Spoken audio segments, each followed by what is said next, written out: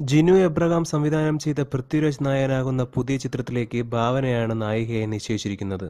ശ്യാമപ്രസാദ് സംവിധാനം ചെയ്ത ഇവിടെ എന്ന ചിത്രത്തിനു ശേഷം പൃഥ്വിരാജും ഭാവനയും വീണ്ടും ഒന്നിക്കുന്ന ചിത്രം കൂടിയാണിത്. എന്നാൽ അപ്രതീക്ഷിതമായി ഉണ്ടായ ആക്രമണം കാരണം നടി തന്റെ തീരുമാനം മാറ്റിയെന്നാണ് അറിയുന്നത്. നടി ഇപ്പോൾ ക്യാമറയ്ക്ക് മുൻപിൽ വരാൻ ആഗ്രഹിക്കുന്നില്ലെന്നാണ് ചില സിനിമാ വാരികകൾ റിപ്പോർട്ട് ചെയ്യുന്നത്. കുറ്റവാളികൾക്ക് ഉടൻ ശിക്ഷ നൽകണം, അതിനു മുമ്പ് സ്ക്രീനിൽ വരാൻ നടി ആഗ്രഹിക്കുന്നില്ലെന്നും മാധ്യമങ്ങൾ റിപ്പോർട്ട് ചെയ്യുന്നു. സംഭവത്തിലെ മുഖ്യപ്രതി പൾസർ സുനി കഴിഞ്ഞ ദിവസം കോടതിയിൽ കീഴടങ്ങിയിരുന്നു. എറണാകുളത്തെ ACGM കോടതിയിലാണ് പൾസർ സുനിയും കൂട്ടുപ്രതി വിജേഷും കീഴടങ്ങിയത്. സിനിമയിൽ അഭിനയിക്കാൻ ഇനിയും സമയം ആവശ്യപ്പെട്ട നടി സംവിധായകൻ ജിനു എബ്രഹാം നിർബന്ധിച്ചതായും റിപ്പോർട്ടുകളുണ്ട്.